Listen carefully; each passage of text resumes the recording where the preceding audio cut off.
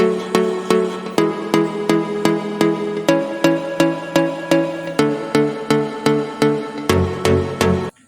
Everyone, welcome to royal physics. তো বন্ধুরা, আজকের ভিডিওতে আমরা পড়ব কি ক্লাস 12 এর যেটা চ্যাপ্টার নিয়ে আমরা শুরু করেছি আলোচনা, যেটা হচ্ছে কি ইলেকট্রিক চার্জেস এন্ড ফিল্ড। সেটার আজকে হচ্ছে আমাদের পার্ট 2 এর ভিডিও, অর্থাৎ লেকচার 2। ঠিক আছে, তো আগের ভিডিওতে আমরা চার্জ নিয়ে আলোচনা করেছি, এখন এই ভিডিওতে আমরা কুলম্বের সূত্র নিয়ে আলোচনা করব। কুলম্বের সূত্র জিনিসটা আমি আর গ্র্যাভিটেশনে নিউটনস ল অফ গ্র্যাভিটেশনে মানে নিউটনস ল অফ গ্র্যাভিটেশন যেটা আছে না, তার সঙ্গে মানে অ্যানালজি নিয়েই চলবো, সদৃশ্যতা নিয়েই চলবো। ঠিক আছে, তো চলো শুরু করা যাক আজকে আমাদের এই ভিডিওটা। তো দেখো, এর আগের ভিডিওতে একটা ছোট রিক্যাপ তোমাদের দিয়ে দিই। এর আগের ভিডিওতে আমরা পড়েছি চার্জ সম্পর্কে, ঠিক। চার্জটা কি হচ্ছে একটা কি প্রপার্টি, যার জন্য কি যে কোনো ম্যাটার বা বডি এক্সপেরিয়েন্সেস ইলেকট্রিক ফোর্স। ঠিক আছে, আরো চার্জের ব্যাপারে কি কি জেনেছিলাম? চার্জ হচ্ছে একটা স্কেলার রাশি, স্কেলার। ঠিক আছে, এর একক কুলম্ব বা ইএসইউ এটা জেনেছিলাম। আর কি 1 কুলম্ব সমান হচ্ছে 3 × 10⁹ ইএসইউ। ঠিক আছে, এটা ছাড়াও চার্জের কিছু প্রপার্টি নিয়ে আমরা আলোচনা করেছিলাম। প্রপার্টিগুলো কি রকম ছিল? অ্যাডিটিভিটি প্রপার্টি ছিল একটা। অ্যাডিটিভিটি প্রপার্টি কোনটা? যে চার্জকে আমরা সিম্পল আলজেব্রিক নিয়মে চার্জকে যোগ করতে পারি, অ্যাডিশন চার্জে হতে পারে। আর কি বলেছিলাম? চার্জের কোয়ান্টাইজেশন, সেখানে একটা ফর্মুলা বলেছিলাম, q সমান হচ্ছে n। ঠিক আছে, n এর মান হচ্ছে 1 2 3, যে n হচ্ছে কি একটা ইন্টিজার, মানে যে কোনো ইন্টিজারের মাল্টিপল থাকবে আমাদের কাছে চার্জটা। ঠিক আছে, আর ওই মানে মাল্টিপলটা কার থাকবে? একটা স্মলেস্ট ইউনিট চার্জ। এই স্মলেস্ট ইউনিট অফ চার্জ যেটাকে আমরা বলছি চার্জ অফ অ্যান ইলেকট্রন। ঠিক আছে, এবার আরেকটা কি প্রপার্টি পড়েছিলাম, যে রেস্ট অবস্থায় চার্জের যেটা মানে যেটা চার্জ হয় কোনো ম্যাটারে কোনো বডিতে, মোশনেও কিন্তু চার্জের পরিমাণ একই থাকে, মাসের মতো নয় যে ভেলোসিটি বাড়ার সঙ্গে সঙ্গে মাসও বাড়তে থাকবে। ঠিক আছে, এটা ছিল আমাদের এর আগের লেকচারটা। ঠিক আছে, এবার আমরা আজকে আমাদের কুলম্বের সূত্র নিয়ে আমাদের আলোচনা শুরু করছি।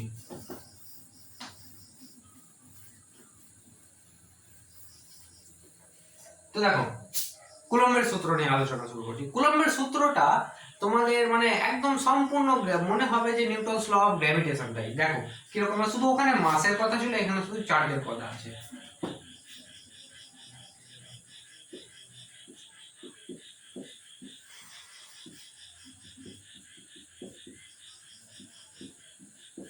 Coulomb's law of electrostat. ঠিক আছে, কুলম্বস ল অফ ইলেকট্রোস্ট্যাট কি বলছে তোমাদের, যে এখানে যদি একটা কোনো চার্জ q1 হয় আর এখানে যদি কোনো একটা চার্জ q2 হয়, আর এদের মধ্যবর্তী দূরত্ব যদি r হয়, কি বলছি আবার শোনো, এখানে যদি কোনো একটা চার্জ q1 হয় আর এখানে যদি কোনো একটা চার্জ q2 হয়, এদের মধ্যবর্তী দূরত্ব যদি r হয়, তবে এদের মধ্যে যেটা কার্যকর তড়িৎ বল হবে, মানে ইলেকট্রোস্ট্যাটিক ফোর্স যেটা হবে, স্থির তড়িৎ বল যেটা হবে, সেটা হবে k × q1 q2/r²। ঠিক আছে, যেমনটা আমরা গ্র্যাভিটেশনে পড়েছিলাম F সমান g m1 m2/r², ঠিক তেমনটাই কিন্তু এখানে আমি সব মানে প্রতিটা জিনিস গ্র্যাভিটেশনের সঙ্গে অ্যানালজি নিয়েই চলবো, যাতে তোমাদের সঙ্গে সঙ্গে গ্র্যাভিটেশনটাও রিভাইজ হয়ে যায়। ঠিক আছে, এখন দেখো এখানে r আছে, মানে r², মানে দুটো সূত্রই কি F ইকুয়ালস টু 1/r²। ঠিক আছে, অর্থাৎ এরা প্রত্যেকে ইনভার্স স্কয়ার ল কে ফলো করছে। ঠিক আছে, এখন দেখো এখানে k সমান হচ্ছে কনস্ট্যান্ট। ঠিক আছে, কে নিয়ে আমরা আরো আগে আলোচনা করব, এখন শুধু এইটুকু উপরটা বলে দিলাম। ঠিক আছে, এবার এর মানে এর প্রতিটা রাশি নিয়ে আমরা আলোচনা করছি। ঠিক আছে, এটা একটু নোট করে নাও। হ্যাঁ, তো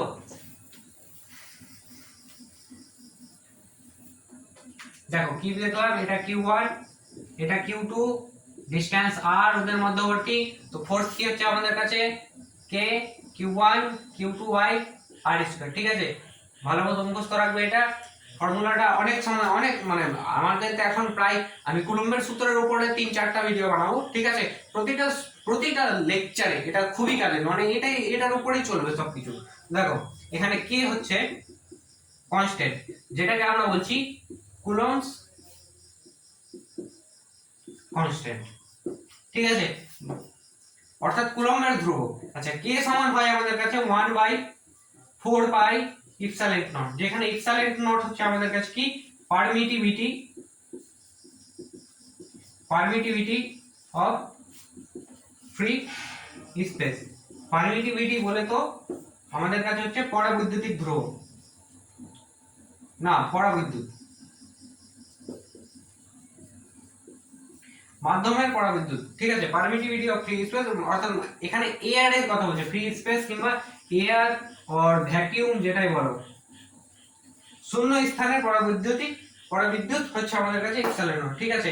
কে এর মান হয় 9 × 10⁹ newton metre square by coulomb square. ঠিক যেমন ওখানে জি এর মানটা কি ছিল 6.67 × 10⁻11 newton metre square by KG square. এখানেও নিউটন মিটার স্কয়ার এককটাও দেখো মোটামুটি একই লাগছে, শুধু এখানে কুলম্ব স্কয়ার আছে, ওখানে কেজি স্কয়ার, ঠিক আছে।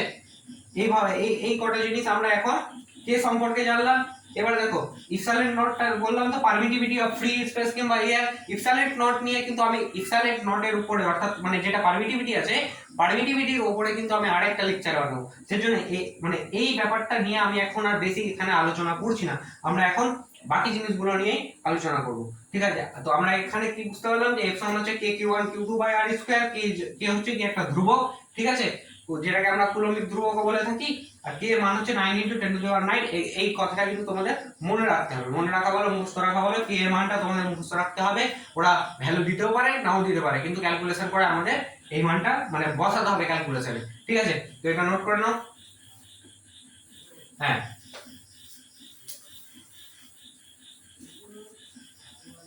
এবার ঠিক যেমনটা আমরা গ্র্যাভিটেশন চ্যাপ্টারে গ্র্যাভিটেশনাল ফোর্সের বৈশিষ্ট্য পড়েছিলাম, এখন ইলেকট্রোস্ট্যাটিক ফোর্সের বৈশিষ্ট্য পড়বো, ঠিক আছে। তো দেখো কুলম্বস ল অফ মানে ইলেকট্রোস্ট্যাটের কন্ডিশন দেখে নাও আগে। কন্ডিশন, প্রথম কন্ডিশন হচ্ছে আমরা বলবো এখানে যে কুলম্বস ল অফ গ্র্যাভিটেশন শুধুমাত্র পয়েন্ট চার্জের জন্য ক্রিয়াশীল, মানে পয়েন্ট চার্জের মধ্যেই ফোর্স বের করতে পারবে। আচ্ছা, এবার পয়েন্ট চার্জ জিনিসটা কি? চার্জ এমন মানে যাদের আকার যাতে দুটা চার্জের মধ্যবর্তী দূরত্ব অপেক্ষা আকার যাতে তাদের মধ্যবর্তী দূরত্ব অপেক্ষা নগণ্য হয়, ঠিক আছে। মানে ধরে নাও মানে চার্জগুলো একদম ক্ষুদ্র ক্ষুদ্র পয়েন্ট চার্জ, মানে পয়েন্ট চার্জ মানে বুঝতে পারছো, এই ডেফিনেশনটা থেকে তো তোমরা বুঝতে পেরে যাবে। আকারটা যদি ওদের ডিসটেন্স অপেক্ষা অনেক ছোট হয়, ঠিক আছে, আমরা তাদের পয়েন্ট চার্জ বলবো। ঠিক আমি 0.5ও বলেছিলাম তোমাদের এইভাবে, ঠিক আছে, একদম ঠিক সম্পূর্ণ অ্যানালজি নিয়ে আসছে। আর তাদের বলতে পারি আমরা কি মধ্যে দূরত্বটা বেশি হবে, মানে ঘুরে ফিরা কথাটা একই আসবে, ঠিক আছে। এটা হচ্ছে আমাদের কাছে কুলম্বস ল অফ ইলেকট্রোস্ট্যাট লাগানোর কি কন্ডিশন, ঠিক আছে। তো আর কি বলবো, নোট করো, ঠিক আছে। আশা করি এটা করে নিয়েছো। আচ্ছা, এবার দেখো ঠিক যেমন গ্র্যাভিটেশনাল ফোর্স, এটা একটা q1 আছে, এখানে একটা q2 আছে, centre to centre line joining যেটা থাকে তাদের মধ্যে ক্রিয়া করে, মানে centre to line joining centre to সেন্টারে কাজ করে, ঠিক এটাও কাজ করে কি সেন্টার টু সেন্টার, ঠিক আছে। এই ফোর্সটাও কনজারভেটিভ নেচারের হয়, মানে এই ফোর্সে work done in round trip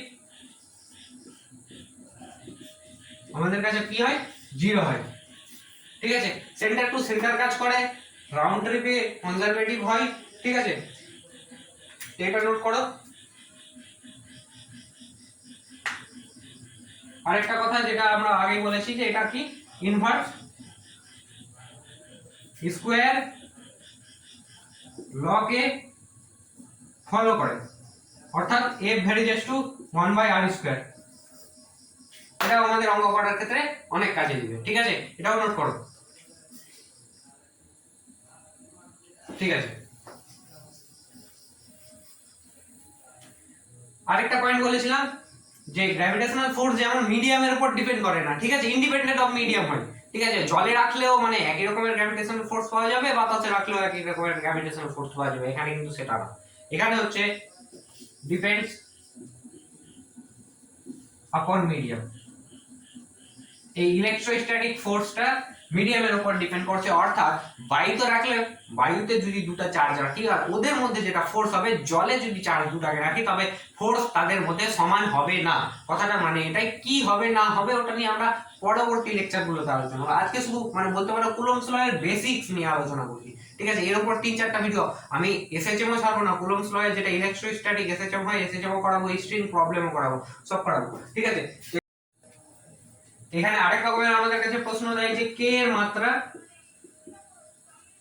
কে এর মাত্রা কিংবা এপসাইলন নট এর মাত্রা বের করতে দেয়, ঠিক আছে। কে এর মাত্রা কিংবা এপসাইলন নট এর মাত্রা যদি বের করতে দেয়, কিভাবে বের করব? ফর্মুলাটা কি জানি আমরা? প্রথমে f সমান হচ্ছে 1/4 pi epsilon naught q1 q2 by r square. এখান থেকে আগে এপসাইলন নট এর মান বের করব। এপসাইলন নট সমান হবে আমাদের কাছে কি q1 q2 by 4 pi f r square, ঠিক। আচ্ছা, এখন এপসাইলন নট এর মাত্রা যদি আমাদের কাছে বের করতে হবে, সেটা হবে কত? উপরে একটা কিউ আর একটা কিউ, অর্থাৎ আধানের মাত্রার স্কয়ার। আধানের মাত্রা কত হচ্ছে? আইটি, আইটি এর স্কয়ার, ঠিক আছে। আধানের মাত্রার স্কয়ার আইটি এর স্কয়ার বাই 4 পাই এর টুকরো মাত্রা আছে নেই, ঠিক আছে। থাকলো এফ, এফ মানে হচ্ছে কি M L T to the power -2 আর R square, R square, R square মানে হচ্ছে আমাদের কাছে এল স্কয়ার, ঠিক আছে। এখন এবার এটাকে সলভ করতে হবে, তো কি হয়ে যাবে? আই স্কয়ার, আর এখানে টি এর স্কয়ার হয়ে যাবে, আর এটা টি টু দি পাওয়ার -2, এটা কেটে যাবে, এখানে আই স্কয়ার হয়ে যাবে শুধু, ঠিক আছে। এবার m to the power -1 l to the power -3, তো এটাকে একটু ঠিক করে লিখলে হবে m to the power -1 l to the power -3 i to the power 2। এটাই আশা করি, না সরি সরি, এখানে একটা মিস্টেক করে দিয়েছি, এখানে t এর স্কয়ার, ঠিক আছে, আর এখানে আছে t টু দি পাওয়ার -2, ঠিক আছে। তো t টু দি পাওয়ার -2 টা উপরে যাবে, উপরে যদি যায় তো এখানে হয়ে যাবে t টু দি পাওয়ার -4, ঠিক আছে। অর্থাৎ এটা t to the power -4, m to the power -1 l to the power -3 i square t to the power -4। এই হচ্ছে আমাদের কাছে এপসাইলন নটের মাত্রা। তো তোমরা এটা নোট করে নাও তাড়াতাড়ি।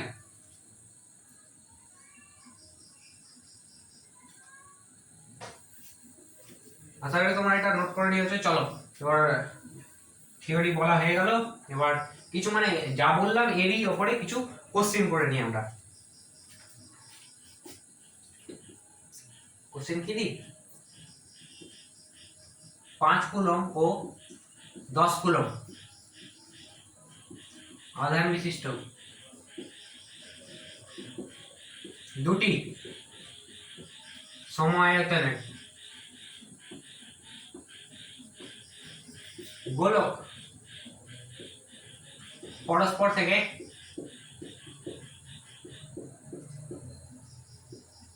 10 মিটার দূরত্বে রয়েছে, তাদের মধ্যে ক্রিয়াশীল তড়িৎ বল কত হবে? চলো এটা সলিউশন করো, খুব সহজ অঙ্ক আছে, ডাইরেক্ট ফর্মুলা দিয়ে হয়ে যাবে, কুলম্বের সূত্র দিয়ে হয়ে যাবে। দেখো 5 কুলম্ব ও 10 কুলম্ব আধান মানে q1 সমান 5 কুলম্ব, q2 সমান হচ্ছে 10 কুলম্ব, ঠিক আছে। আধান বিশিষ্ট দুটি সমায়তনের গোলক পরস্পর থেকে 10 মিটার দূরত্ব, r সমান হচ্ছে 10 মিটার। আর কি চাই? ফোর্স সমান হচ্ছে কি k q1 q2 by r square. k এর মান মুখস্থ রাখতে হবে কি 9 × 10 টু দি পাওয়ার 9, q1 এর মান হচ্ছে 5, q2 মানে হচ্ছে 10 বাই r এর স্কয়ার, অর্থাৎ 10 × 10, 10 দিয়ে এটাকে কাটলাম 10 হয়ে গেল, ও সরি এটা কেন কাটবে, 5 দিয়ে এটাকে কাটলাম 2 হয়ে গেল, 2 দিয়ে এটাকে কাটলাম 4.5 হয়ে গেল, অর্থাৎ এটা হচ্ছে 4.5 × 10 টু দি পাওয়ার 9 কি নিউটন। এত সহজে এটা অঙ্কটা হয়ে গেল, ঠিক আছে। আশা করি তোমরা বুঝতে পেরেছো, তো তাড়াতাড়ি এটাকে নোট করে নাও। তো এটা অঙ্কটা হয়ে যাবে। এবার দেখো নেক্সট কোশ্চেন কি দেওয়া যায়? এটা আশা করি তোমাদের উচ্চ মাধ্যমিক 2017 কোশ্চেন, ঠিক আছে। দুটি আহিত কণার মধ্যবর্তী দূরত্ব d হলে তাদের মধ্যে ক্রিয়াশীল বল 9 নিউটন হয়, কিন্তু দূরত্ব 3D করলে ক্রিয়াশীল বল হবে option number 1 Newton, option number 2 9 Newton, option number 3 কি 18 Newton, option number D option number 4 D কেন হবে 1 2 3 তারপর 4 হবে কত দি 24 নিউটন। সলিউশন তোমরা করতে পারবে আর খুব তাড়াতাড়ি করে ফেলো। আশা করি তোমাদের এতক্ষণে সবার করা হয়ে কি হবে। দেখো দুটি আয়তখানার মধ্যবর্তী দূরত্ব যদি d হয় তো তাদের মধ্যে ফোর্স হয় F সমান k q1 q2 by d square, ঠিক। তারপর কথা হচ্ছে ওদের মধ্যে ক্রিয়াশীল বল যদি 9 নিউটন হয়, অর্থাৎ F এর মান আমাদের কাছে হচ্ছে 9 নিউটন, ঠিক আছে। F সমান হচ্ছে, এটাকে এভাবে লিখি, F সমান হচ্ছে এটা সমান হচ্ছে কি 9, ঠিক আছে। এখন কি বলছে ওদের মধ্যে দূরত্ব যদি 3D করি, কাকে বাড়াচ্ছি দূরত্বকে 3 গুণ করছি, f f ড্যাশ কত হয়ে যাবে k q1 q2 by 3d তার স্কয়ার, অর্থাৎ এটা হয়ে যাবে কি 9d স্কয়ার, ঠিক আছে। আচ্ছা এখন দেখো যদি এটা 1/9 কে এখানে লিখি তো এইটুকু মানটা সম্পূর্ণটা f ইনটু f সমান হচ্ছে 1/9 ইনটু 9, তো 9 থেকে 9 কেটে যাবে, সমান হচ্ছে 1 নিউটন, যেটা হচ্ছে অপশন নাম্বার 1, ঠিক আছে। এবার এটা আরেকভাবে খুব সহজে করতে পারবো, কি দেখো আমরা কি জানি F ভ্যারিজেস 1/r², অর্থাৎ ইলেকট্রোস্ট্যাটিক ফোর্স আমাদের কাছে কি ইনভার্স স্কয়ার ল কে ফলো করছে। আচ্ছা এই কথাটার মানে কি, এই কথাটার মানে হচ্ছে F1/F2 সমান হচ্ছে R2/R1 তার হোল স্কয়ার। যদি কারো অসুবিধা থাকে তো এটার জায়গায় এটাকে লিখে নোট করে মুখস্থ করতে হবে, ঠিক আছে। তবে এটা আন্দাজটা দেখে নেবে যে মানে কিভাবে লেখা যায় এটাকে। এখন দেখো R2/R1, R2 মানে কত হচ্ছে 3D বাই R1, R1 মানে হচ্ছে D, এটা কেটে যাবে, অর্থাৎ কি আর এটার স্কয়ার, অর্থাৎ 3 এর স্কয়ার মানে হচ্ছে 9, ঠিক আছে। এটাই তো বলেছে আমাদের কাছে, অর্থাৎ আমাদের কাছে কি হয়ে গেল F1/F2 সমান হয়ে গেল 9 বাই F2 সমান আমরা কি পেয়ে যাব F1/9। আচ্ছা F1 কত আছে আমাদের কাছে 9/9 1 নিউটন, ঠিক আছে। এভাবে খুব সহজে করতে পারতাম, কিংবা প্রশ্নটা দেখে পড়ে বোঝা যাচ্ছে যে দূরত্ব 3D হয়েছে তো ফোর্স কি হবে, ওটার স্কয়ার গুণ কমে যাবে, ঠিক। 3 এর স্কয়ার 9, 9 গুণ কমে যাবে, আগে ছিল 9, 9 থেকে 9 গুণ কমে গেল কত থাকলো 1 গুণ, মানে 1 নিউটন।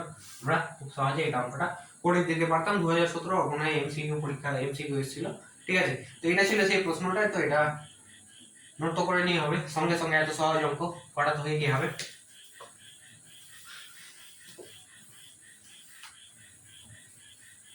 তো চলো এবার তো গ্র্যাভিটেশনের সঙ্গে এত আমরা অ্যানালজি বলছি, তো এবার সত্যিকার অ্যানালজিটা লিখে ফেলি যে গ্র্যাভিটেশনের সঙ্গে আমাদের কাছে কি কি কি সাদৃশ্যতা থাকে। এটা একটা হচ্ছে ইলেকট্রোস্ট্যাটিক ফোর্স,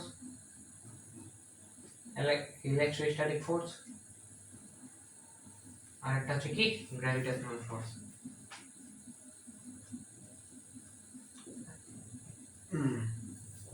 প্রথম কটা এটা হচ্ছে কি সেন্টার টু সেন্টার কাজ করে, সেন্টার টু সেন্টার, ঠিক আছে। তারপর কি বলতে পারো দুজনেই পয়েন্ট, এখানে পয়েন্ট চার্জ, এখানে কি বলতে পারো পয়েন্ট মাসের, মানে আমরা নিউটনস ল অফ গ্র্যাভিটেশনের কথা বলছি না, এই পয়েন্টটা না দেওয়াটাই ঠিক হবে, কারণ মানে একটু কেমনই লাগবে, তোমরা বুঝতে পারছো যে আমরা এখানে পয়েন্ট চার্জের কথা বলছি আর এখানে পয়েন্ট মাসের কথা বলছি, তো সেটা নিউটনস ল অফ গ্র্যাভিটেশনে চলে যায়, কিন্তু গ্র্যাভিটেশনাল ফোর্স তো কাজ করছে না, ঠিক না। অর্থাৎ এখানে সেন্টার টু সেন্টার কাজ করছে আমাদের কাছে, আর এটা কি সেন্টার টু সেন্টার কাজ করছে। এবার কি আমাদের কাছে এটা কি ফলো করছে ইনভার্স স্কয়ার ল, ইনভার্স স্কয়ার ল, মানে ডিসটেন্সে ইনভার্স স্কয়ার ল ফলো করছে, এটাও ইনভার্স,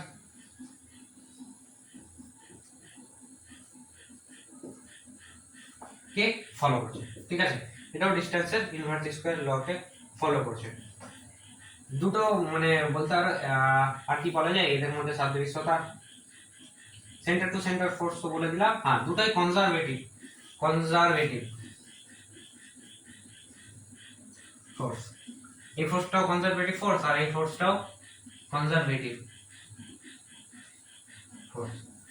ঠিক আছে, তো এই ছিল আমাদের এই এই দুটো টপিকের মধ্যে সাদৃশ্যতা। এবার তোমাদের মনে হয় শুধু কি সাদৃশ্যতাই আছে, অসাদৃশ্যতা নাই মানে পার্থক্যটা নাই? অবশ্যই পার্থক্য আছে, এবার পার্থক্যটা বলছি। এটা লিখে নাও তাড়াতাড়ি। হ্যাঁ তো লিখে নিয়ে হবে।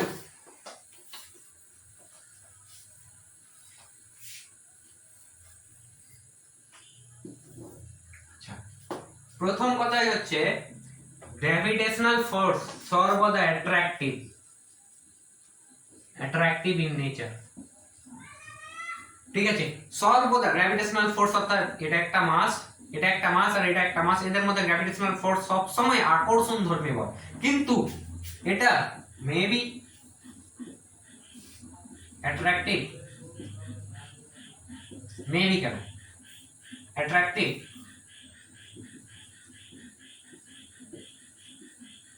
অর রিপালসিভ, যে কোনো ধরনের হতে পারে। যেমন ধরে নাও এখানে একটা প্লাস কিউ চার্জ আছে, ঠিক আছে, এখানে একটা মাইনাস কিউ চার্জ আছে, তো এদের মধ্যে কি কাজ করবে? অ্যাট্রাকশন। ঠিক আছে, কিন্তু এখানে একটা প্লাস কিউ চার্জ আছে আর এখানেও একটা প্লাস কিউ চার্জ আছে, তো এদের মধ্যে কি কাজ করবে? কি? রিপালশন। ঠিক আছে, তো মানে দু রকমের ফোর্স হতে পারে এখানে কিন্তু, আর ওখানে কিন্তু শুধুমাত্র এক রকমেরই ফোর্স হবে। আশা করি বুঝতে পারলে, এখানে অ্যাট্রাকটিভ আর রিপালসিভ দুটোই হতে পারে, কিন্তু ওখানে শুধুমাত্র অ্যাট্রাকটিভ হবে। ঠিক আছে, আর কি বলতে পারি যে এই ফোর্সটা অর্থাৎ ইলেকট্রোস্ট্যাটিক ফোর্স বেশি শক্তিশালী,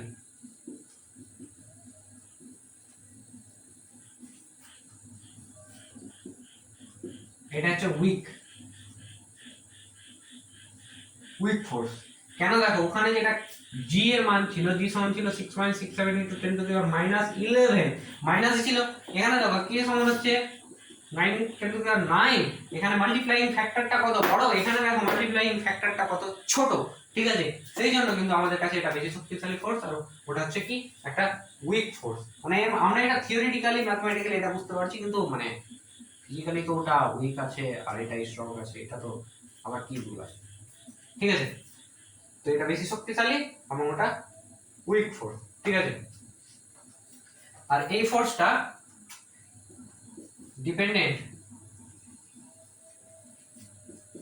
অন মিডিয়াম, এটা কি ইন্ডিপেন্ডেন্ট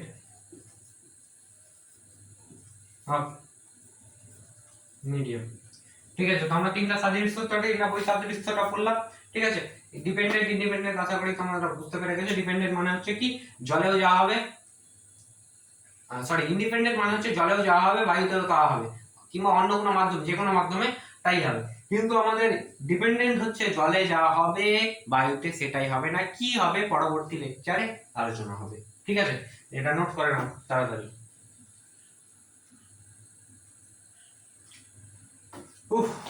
তো ঠিক আছে, এটা করলে আশা করি। আর কি বলা যায় আজকের জন্য? চলো আরেকটা অঙ্ক দেওয়া যায়। Question, find x so that force on q will be 0। কথা হচ্ছে এটা এখানে একটা কিউ চার্জ আছে, বড় কিউ চার্জ আছে, এখানে একটা এন কিউ চার্জ আছে, এদের মধ্যে দূরত্ব হচ্ছে r, এখানে একটা পয়েন্ট কিউ আছে, এইটুকু ডিসটেন্স হচ্ছে x। ঠিক আছে, তোমার কাছে জিজ্ঞেস করছে যে find x so that force on ছোট কিউ will be কি 0, মানে এদের মধ্যে একটা চার্জ আমি কিউ রেখেছি, কোন অবস্থানে আমাদের কাছে এই ছোট চার্জটার উপর মানে ছোট কিউ এর উপর কি হয়ে যাবে? ফোর্স শূন্য হয়ে যাবে। তো এটা সলভ করতে হবে, তোমরা আগে চেষ্টা করে নাও, তারপর আমি করছি। 1 মিনিট সময় দিচ্ছি, করো। 1 মিনিট কি, ভিডিও পজ করে নিলে তোমরা 1 ঘন্টাও সময় পেয়ে যাবে নিজেরা।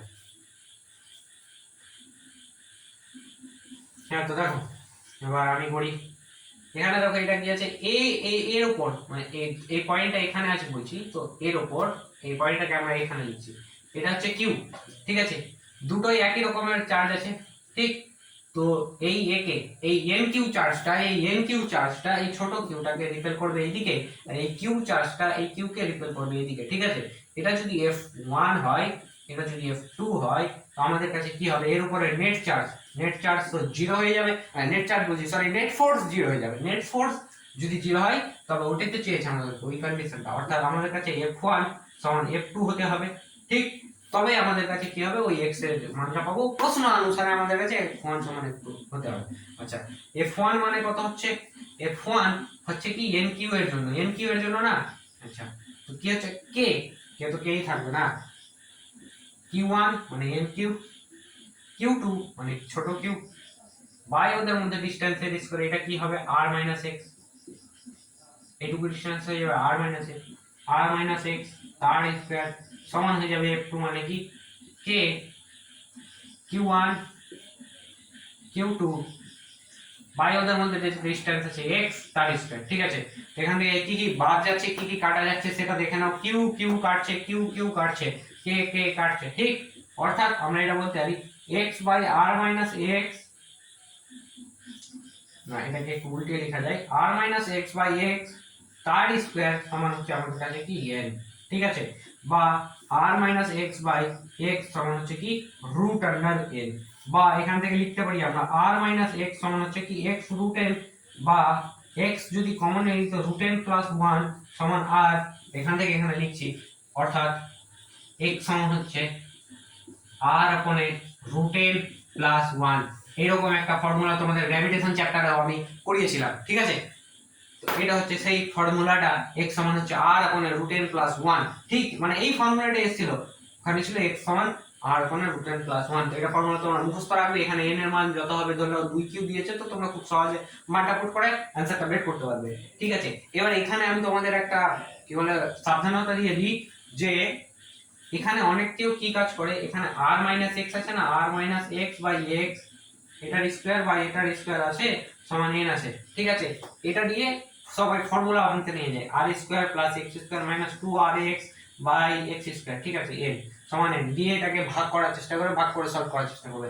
এটা করতে যাবে না, কেন করতে যাবে না, টাইম কনজিউমিং বেশি। ঠিক আছে, তার উপরে একটু হিসাবটা জটিল হচ্ছে, কিন্তু এদিকে দেখো খুব সহজেই আমরা উত্তরটা পেয়ে গেছি। তো আর কি বলবো, নোট তো করতেই হবে, পড়ো, খুব ইম্পর্টেন্ট কথা বললাম কিন্তু এটা, না নোট করার কথাটা না, এই কোশ্চেনটা।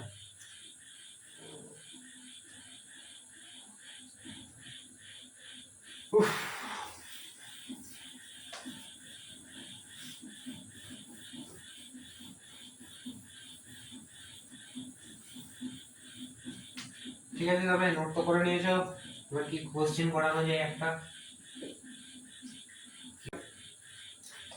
Q1 ও Q2 আধান বিশিষ্ট দুটি গোলককে পরস্পরের কাছে আনা হলো, এদের মধ্যে কার্যকর তড়িৎ বল কি?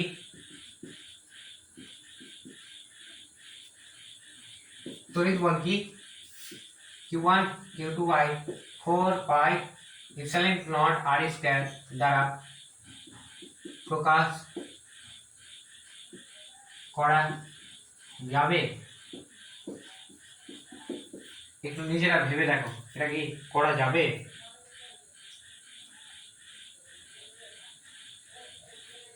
Q1 আর Q2 প্রশ্ন, Q1 আর Q2 আধান বিশিষ্ট, সরি এখানে একটা ওয়ার্ড মিস করেছে, দুটি বৃহদাকার গোলককে পরস্পরের কাছে আনা হলো, এদের মধ্যে কার্যকর তড়িৎ বল কি? এটা ফর্মুলা দ্বারা প্রকাশ করা যাবে, অর্থাৎ কুলম্বের ল কি এখানে খাটবে, তোমাকে সোজা সোজা কথা এটাই চেয়েছে, কুলম্বের সূত্র কি এখানে কাজ করবে? এটা মনে হয় 2017 কিংবা 2018 উচ্চ মাধ্যমিকে এসেছে, মানে যে কোনো একটা সালে উচ্চ মাধ্যমিকে এসেছে। ঠিক আছে, ঠিক মানে বলতে পারছি না, মনে হয় 17তে এসছে। ঠিক আছে, তো দেখো একে তো প্রথম কথা হচ্ছে এটা না যাবে খাটবে না। কেন খাটবে না? কুলম্বের সূত্র কেন খাটবে না? কুলম্বের সূত্র হচ্ছে পয়েন্ট চার্জের জন্য। এবার আমি তোমাদের পয়েন্ট চার্জ মানে কি বললাম? পয়েন্ট চার্জ মানে হচ্ছে এমন চার্জ যে যাদের আকার অনেক ছোট হয় তাদের মধ্যবর্তী দূরত্ব। এখানে দেখো একে তো দুটো বৃহদাকার গোলক বলেছে, ঠিক আছে, এইটুকু সহ্য করা যায়, ঠিক আছে। তারপরে কি বলেছে? খুব কাছে আনানো, পরস্পরের কাছে আনানো, এতটা বেশি তো সহ্য করা যাবে না, কুলম্বের সূত্র এতটা বেশি সহ্য করতে পারবে না, ঠিক আছে, সরাসরি কথা হবে না।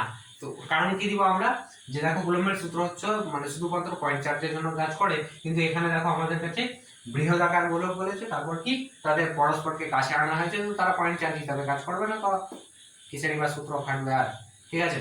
তো এটাই ছিল আমাদের এই এই প্রশ্নটার অ্যান্সারটা, একটু গুছিয়ে নিজের ভাষায় তোমরা লিখে নেবে। এটার পর আমি তোমাদের মানে কুলম্বের সূত্র পাঠটা এখানে আজকের ভিডিওর মতো এখানে এন্ড করব, দিয়ে আমি তোমাদের কিছু একটা মানে একক একক আধান বলতে কি বোঝো এগুলো কিছু একটু এইচএস এর প্রশ্ন আছে, তো সেগুলো কয়েকটা ডেফিনেশন দেখাবো, তোমরা এটা নোট করে নাও। তো একক রিলেটেড ডেফিনেশনে যাওয়ার আগে তোমাদের একটা কথা মনে পড়ে গেল, সেটাও বলে দিই, যদিও কথাটা আগেই বলা উচিত ছিল। দেখো আমরা যে k সমান 9 × 10⁹ কি newton metre square by coulomb square যেটা বললাম, এটা হচ্ছে কি এসআই তে মান, আর k এর মান হয় 1 কোন পদ্ধতিতে? সিজিএস পদ্ধতিতে। এটা মাথায় বলে রাখো, k এর মান হয় 1 কোন পদ্ধতিতে? সিজিএস পদ্ধতিতে। ভালো মতো মাথায় বলে রাখো, ঠিক আছে।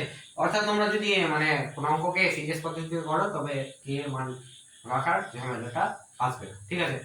এবার সিজিএস পদ্ধতিতে মানে কুলম্ব হচ্ছে কিন্তু এসআই একক। এবার তোমরা অনেকে দেখবে প্রশ্নতে কুলম্ব দেখলে আর ওদিকে দূরত্ব সেমিতে দেওয়া আছে, ঠিক আছে, আর সিজিএস পদ্ধতির ফর্মুলা অ্যাপ্লাই করে দিবে, ঠিক আছে। সেটা কিন্তু হবে না, কুলম্বটাকে আগে আমাদেরকে ইএসইউ এ নিয়ে যেতে হবে, যেটা হচ্ছে সিজিএস একক, ঠিক আছে। তারপরে গিয়ে আমরা ওই ফর্মুলাটা লাগাতে পারবো। অর্থাৎ সিজিএস পদ্ধতিতে আমাদের কাছে ফর্মুলাটা কি হয়? F সমান Q1 Q2 বাই r², ঠিক আছে। আমাদের কাছে সিরিজ পদ্ধতিতে এটা ফর্মুলা হয়, ঠিক আছে। এটা হলো কথা। এবার যেটা আমি বলতে চাই তোমাদের শেষ কথা, কি একক আধান বা আধানের সংজ্ঞা। অনেক সময় পরীক্ষাতে বোর্ড পরীক্ষায় চেয়ে নেয়, ঠিক আছে। তো দেখো প্রথমে আমরা সিজিএস পদ্ধতিতে বলছি। সিজিএস পদ্ধতিতে আমরা f সমান হচ্ছে আমাদের কাছে Q1 Q2 বাই r², ঠিক আছে। এখন যদি Q1 সমান Q2 সমান যদি 1 হয়, ঠিক আছে, ডিসটেন্সে যদি r হয়, ঠিক আছে, সরি Q1 সমান Q2 সমান যদি Q হয় আর ওদের মধ্যবর্তী ডিসটেন্স যদি r হয়, তবে আমাদের ফোর্স কত হবে? আর ফোর্সটা যদি এক ডাইন হয় তবে আমাদের এই মানগুলো এখানে পুট করলে হবে কি q² সমান 1 বা q সমান 1, ঠিক আছে, বা q সমান আমাদের কাছে কি হবে 1 বলো কিংবা +-1 বলো, ঠিক আছে। তবে এই অনুযায়ী ফর্মুলা কি হচ্ছে, আমার ফর্মুলা হচ্ছে সরি ডেফিনেশন কি হচ্ছে, দেখো দুটি q1 আর q2 যদি সমান হয়, দুটি সমপরিমাণ বিন্দু আধানকে শূন্য স্থান বা বায়ু মাধ্যমে পরস্পর থেকে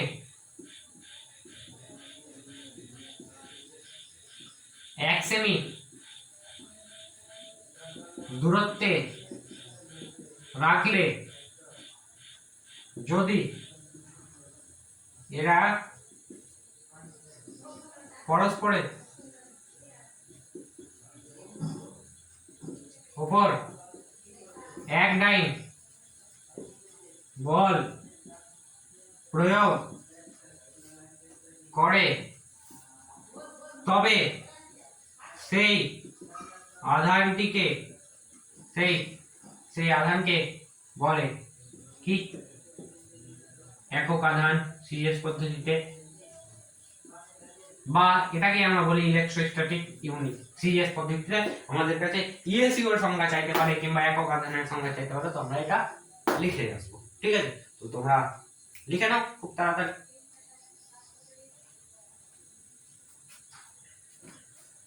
ঠিক আছে, এটা তো গেল সিরিয়াস পদ্ধতিতে।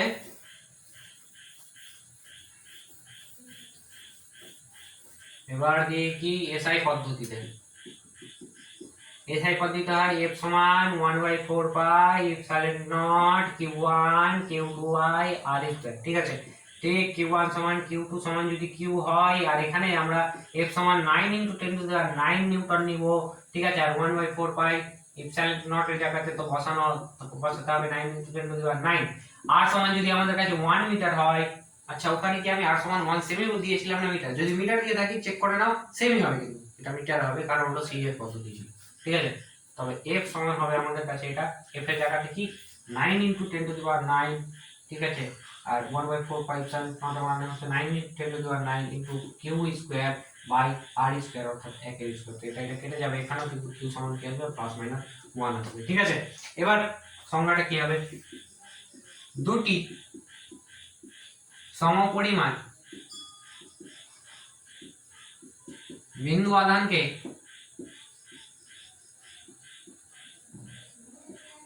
শূন্য স্থান বা বায়ু মাধ্যমে পরস্পর থেকে 1 মিটার দূরত্বে রাখলে এরা যদি পরস্পরের উপর 1 নিউটন বল প্রয়োগ করে, তবে সেই আধানকে বলে একক আধান। ঠিক আছে, বা 1 কুলম্ব, এটাকে বলে 1 কুলম্ব। যদি তোমাদের কাছে 1 কুলম্ব আধানের সংজ্ঞা চাই তো এটা লিখে আসবে। ঠিক আছে, তো আজকের ভিডিওতে আমরা এই পর্যন্তই আলোচনা করলাম। তবে হ্যাঁ, শেষে একটা প্রশ্ন অবশ্যই দিব তোমাদের বাড়ির কাজের জন্য। ঠিক আছে, তো প্রশ্নটা আমি দিয়ে দিই।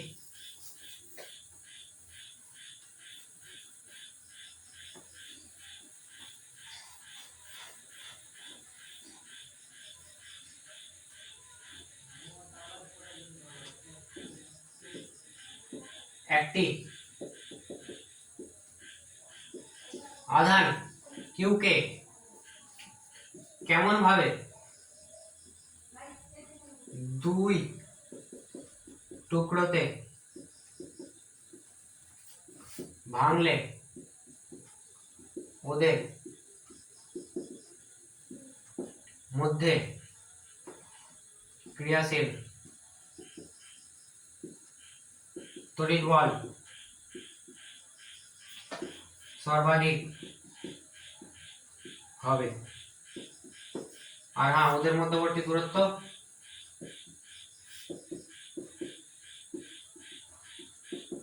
আর বলে দিলাম। ঠিক আছে, অপশন নাম্বার 1 হচ্ছে কি 3q/2, এটা হচ্ছে কি -q/2। Option number D, sorry 3q/4। ঠিক আছে, আর এটা হয়ে গেছে 3q/2 q/2। Option number q/2 c q/2। Option number D কি দি 2q/4, না 2q/4 বলা যাবে না, 3q/5 2q/5। ঠিক আছে, তো এটা হলো বাড়ির কাজ। অ্যানসার কোথায় করতে হবে সবার জানা আছে, কমেন্টে সলিউশন কোথায় পাবে নেক্সট ভিডিওতে। ঠিক আছে, থ্যাংক ইউ, তবে ভালো থাকো, পড়তে থাকো।